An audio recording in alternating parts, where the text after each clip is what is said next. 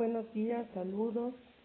En esta ocasión, el tema de la semana que nos ocupa es relacionado con algunos temas selectos precisamente de políticas públicas. Recapitulando un poco lo que habíamos comentado con anterioridad, una distinción importante entre las políticas públicas y las políticas gubernamentales. Recordaremos que las políticas gubernamentales son las que establece el Estado de forma, digamos, unilateral, en donde imprime su sello del gobierno que esté llevando a cabo en este momento, mientras que las políticas públicas tienen y se deben distinguir precisamente por la intervención o participación de la sociedad, ya sea organizada a través de las ONGs o bien la sociedad civil en términos generales, aquellos ciudadanos que se involucran en la planeación e implementación y, por supuesto, en la ejecución de las políticas públicas, que es un tema, pues, en nuestro país un poco difícil, porque si hablamos de participación ciudadana, lo cierto es que encontramos un poco de problemas en ese punto, o de áreas de oportunidad en donde la sociedad no organizada, pues,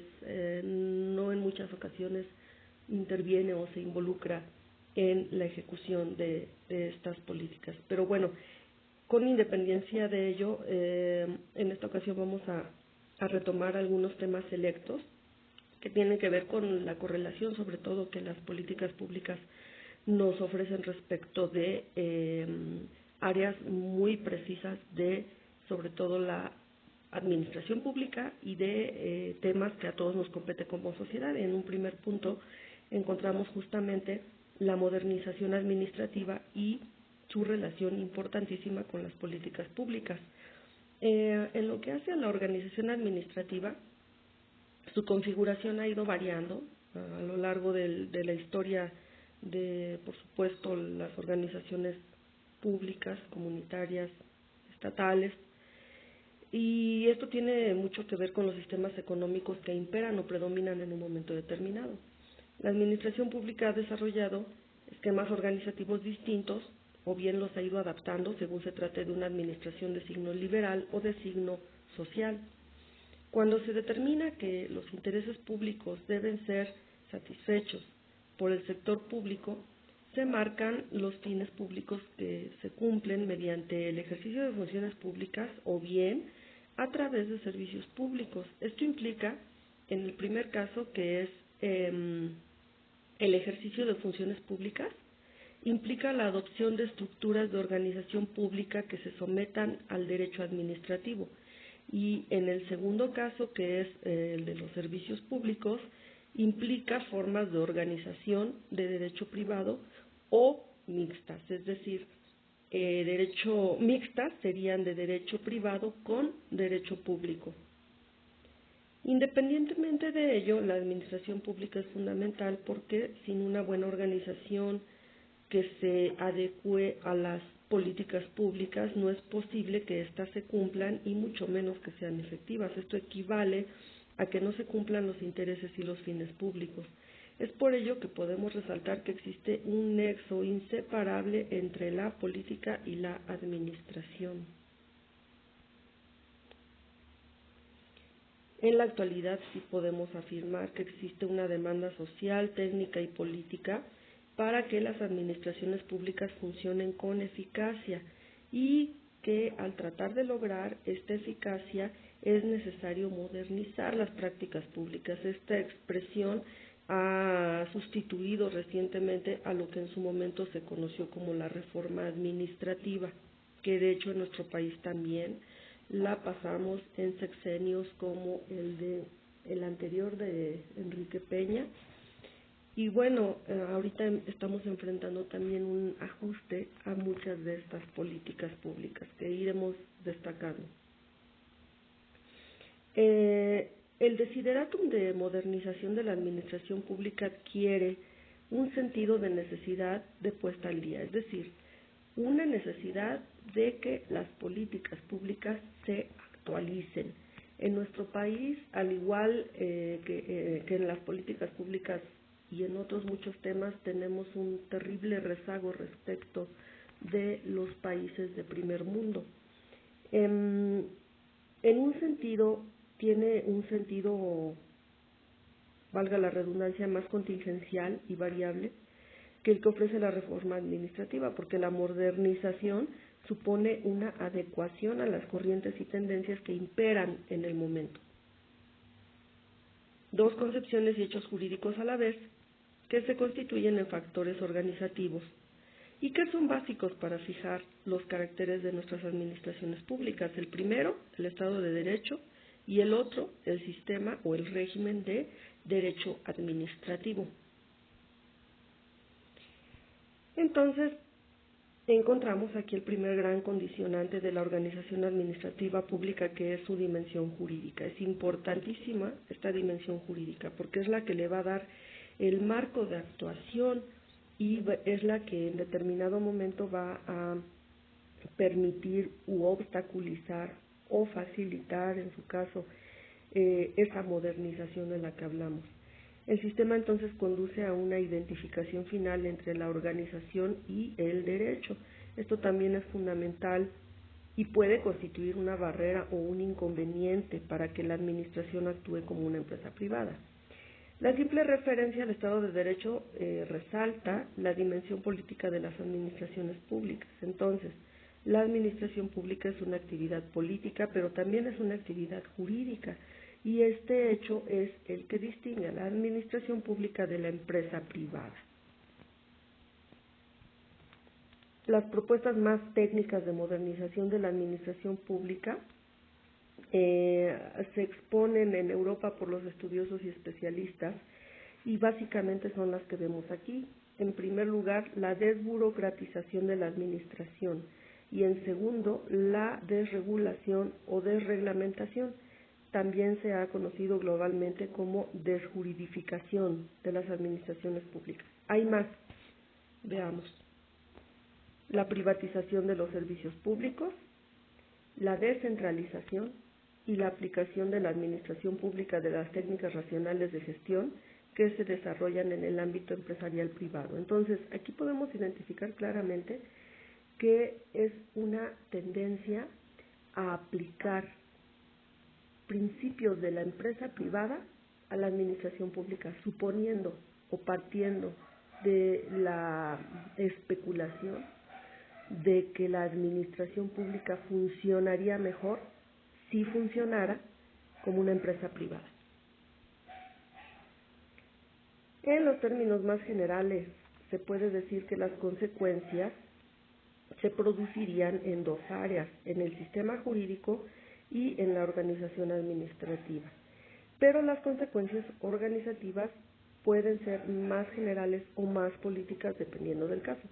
Las consecuencias en el sistema jurídico son muy evidentes, pero las más importantes derivan lógicamente de un sistema constitucional que también se está modernizando y de sus valores y principios fundamentales, porque estos constituirán el eje a través del cual se puedan implementar estas políticas. Bien, pues eso es lo que tiene que ver con la modernización de la administración pública y las políticas públicas. Ahora, otro tema que también tiene una íntima relación con lo que estamos mencionando es el de gobernabilidad, democracia y su relación con las políticas públicas. El primer punto, que es además bastante interesante, la gobernabilidad e ingobernabilidad.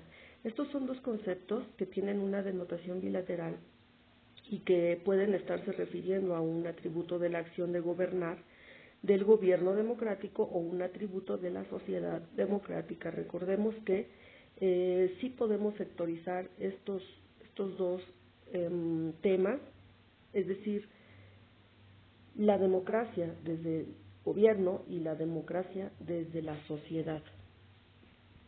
La gobernabilidad denota una probabilidad de que el gobierno gobierne a su sociedad y en correspondencia una probabilidad de que la sociedad en general o en situaciones específicas sea gobernada y vaya a hacerlo en un futuro. De aquí podemos deducir, a contrario sensu, que la ingobernabilidad denota la probabilidad de que el gobierno no gobierne a su sociedad. Parece muy redundante, pero la idea es clara. Si el gobierno puede gobernar a su sociedad, hay gobernabilidad. En el caso contrario, no la hay. Las causas que originan desde la sociedad y además aumentan las probabilidades de un desgobierno o de una ingobernabilidad son la indisposición de grupos, personas y localidades a obedecer leyes, es decir, la poca o carente cultura de legalidad, la poca disposición del grupo social a respetar los derechos de los demás, a cuidar los intereses y los bienes públicos, a organizarse, a solidarizarse, a desarrollar sus capacidades productivas y cognitivas, a responsabilizarse de sus cuestiones privadas, a la anomia, a la incivilidad, entre otras.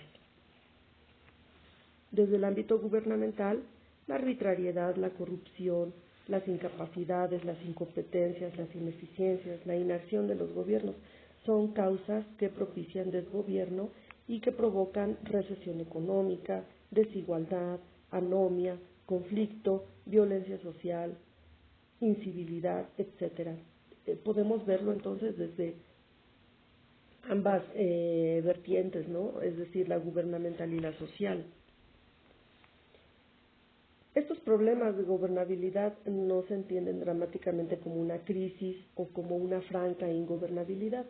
Los asuntos que son ingobernables en una circunstancia o en un tiempo determinado después se pueden volver gobernables a consecuencia de la implementación de nuevas políticas, de nuevas regulaciones, conocimientos, ajustes, acuerdos, inversiones, cambios en las posiciones y conducta de los que se sentían perjudicados por el problema y se movilizaron para reclamar una intervención gubernamental. Es generalizada la consideración social, que además se encuentra racionalmente argumentada o simplemente percibida y sufrida, de que las instituciones y procesos de la democracia plural y abierta resuelven bien el problema de la validez o de la legitimidad política del gobierno, pero no la cuestión de su eficacia directiva. Son temas distintos. Esto es justamente lo que hace que la democracia sea gobierno y realmente gobierne. La cuestión sobre gobernabilidad de la democracia entonces surge por diferentes motivos. Se manifiesta también de diversas formas, de acuerdo con la historia, con la situación social, con la situación política de un país determinado. Aunque mundialmente la cuestión se origina a raíz de numerosos factores, algunos de estos factores son endógenos y otros son exógenos. Vamos a ver algunos de esos factores endógenos. Aquí encontramos fallas, deficiencias y vicios que lastran las instituciones de algunos regímenes democráticos y de la misma Constitución. Concretamente, las fallas institucionales como son la ilegalidad, la arbitrariedad, la opacidad, la corrupción, la discriminación, la división conflictiva de poderes, etc.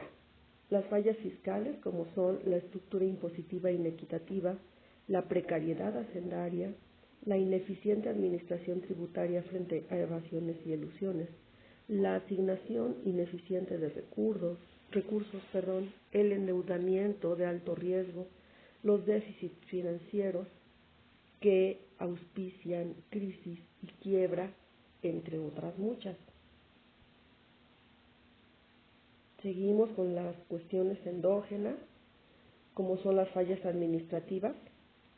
Ejemplo, la deficiente calidad normativa, la deficiente estructura de mando, la fragmentación intra e intergubernamental, los procesos administrativos costo ineficientes, los servicios de inestable o regular calidad, el perfil inapropiado del personal público, etc.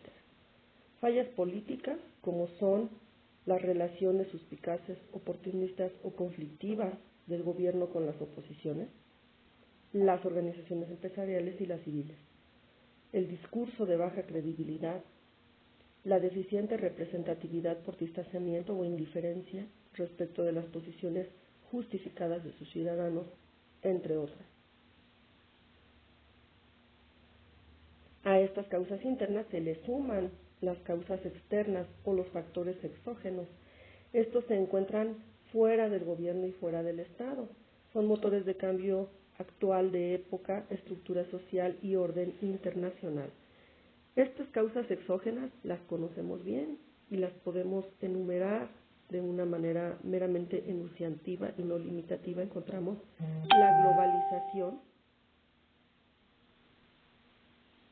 de la economía con sus efectos en la producción, el comercio y el trabajo, la potencia de las tecnologías de información y comunicación que propician la automatización y digitalización de la producción, la administración y las transacciones económicas y la conectividad social que transforma la comunicación, el entretenimiento, el conocimiento del entorno social, las relaciones entre las personas, la autonomización del capital financiero en relación con el productivo, la agudización de la desigualdad social, el cambio climático, los problemas ambientales en términos generales, que refieren a una relación existente entre sociedad y naturaleza.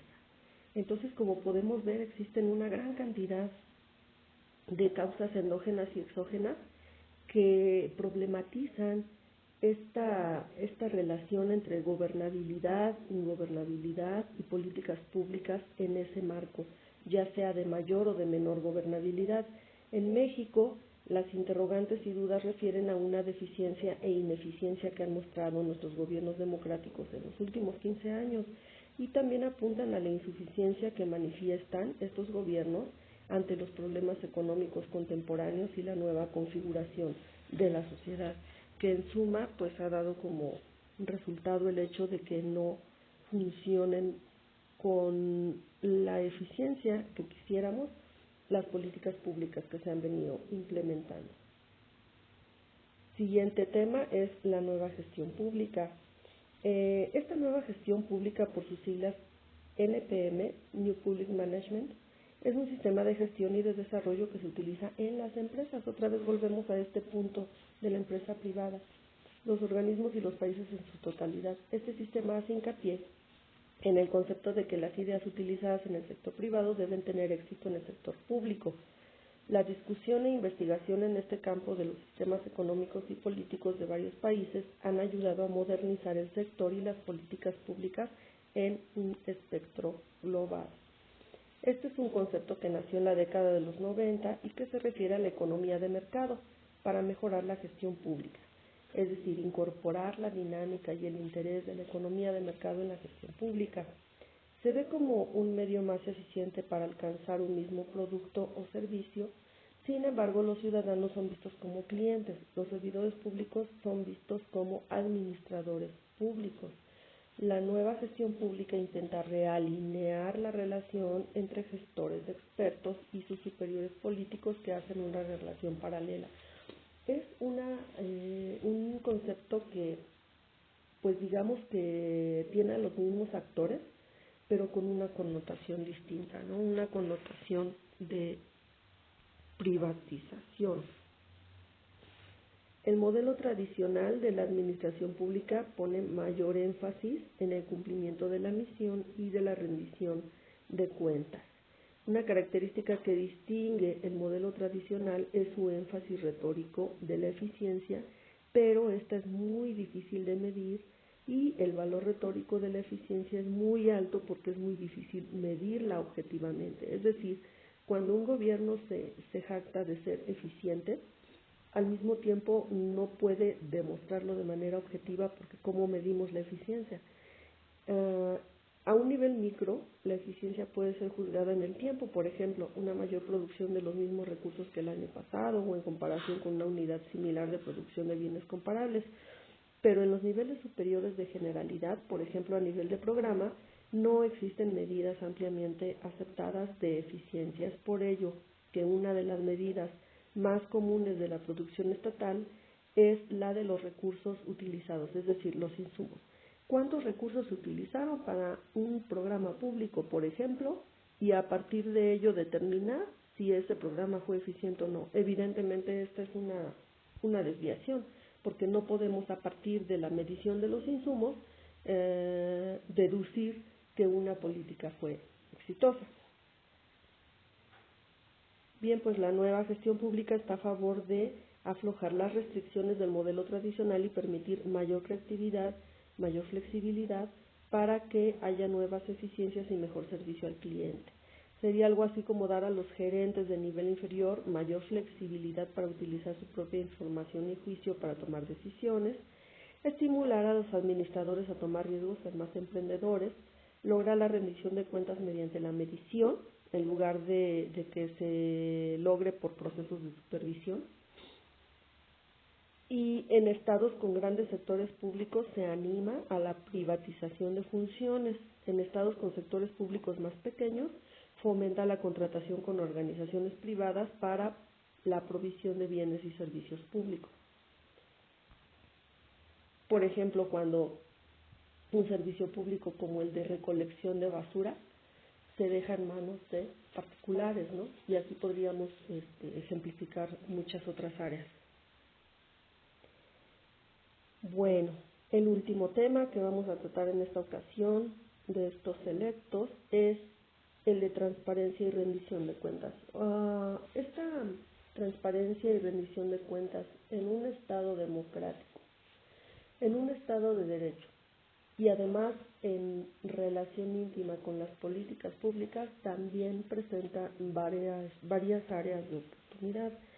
En nuestro país, la transparencia y rendición de cuentas se consideran pilares imprescindibles de la gestión pública porque las decisiones que se tomen por parte del gobierno necesariamente deben estar al alcance de los ciudadanos de una manera accesible, clara, veraz. Esto coadyuva a favorecer la vigilancia de los recursos públicos y que además estos se ejerzan con apego a la ley. Sin embargo, desgraciadamente, la opacidad es lo que ha caracterizado a los gobiernos de los últimos años cuando se reservan información que debiera ser pública y utilizando justamente a la ley como una herramienta para lograr esta finalidad, la dejan reservada por 10, 15 años para que nadie tenga acceso a ella y que en todo caso cuando este acceso se logre ya no pueda haber una consecuencia legal, ¿no? O sea, es como un artilugio que hemos podido ver por desgracia. La transparencia se entiende como la publicidad en la actuación de los servidores públicos. Esta, por supuesto, que es necesaria para la rendición de cuentas. El gobierno y la información gubernamental debe estar abierta a la ciudadanía para que ésta conozca la ejecución y los resultados de la actuación del gobierno.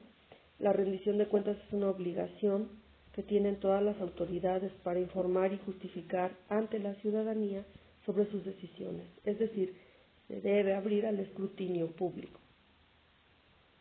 El artículo 70 de la Ley General de Transparencia y Acceso a la Información menciona la obligación que tienen los diferentes niveles de gobierno de poner a disposición del público y mantener actualizada esta información en registros electrónicos, como cuál, pues la información de programas, la financiera, la de la nómina, cuánto ganan nuestros gobernantes, que es uno de los temas que preocupa a la ciudadanía, por supuesto, puesto que hemos tenido una clase política que se enriquece a costa del servicio que presta, pero con cargo al erario público.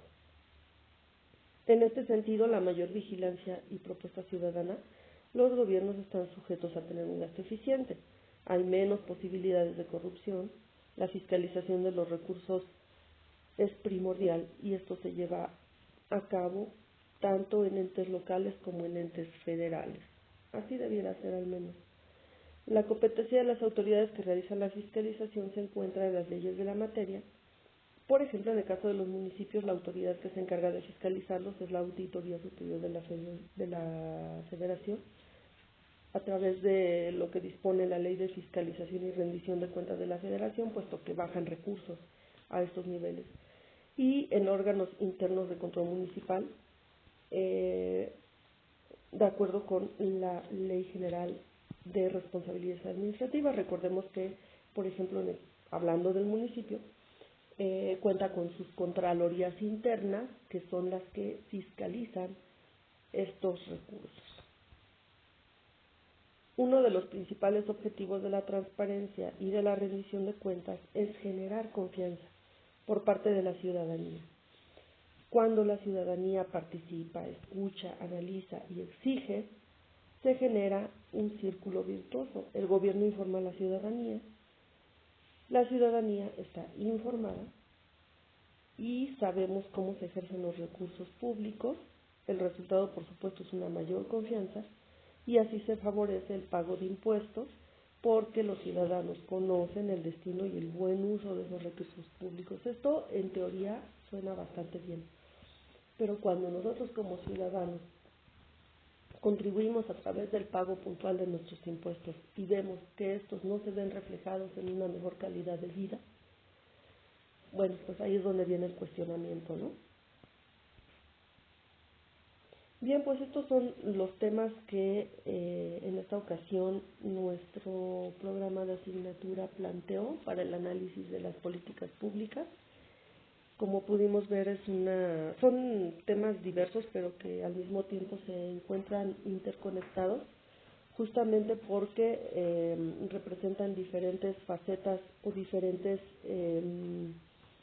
podríamos decir, diferentes aristas de esta temática general de las políticas públicas, están relacionadas con cada uno de estos puntos. Muy bien, pues en esta ocasión serán todos los temas que tratamos. Muchas gracias por tu atención y nos vemos en el próximo tema.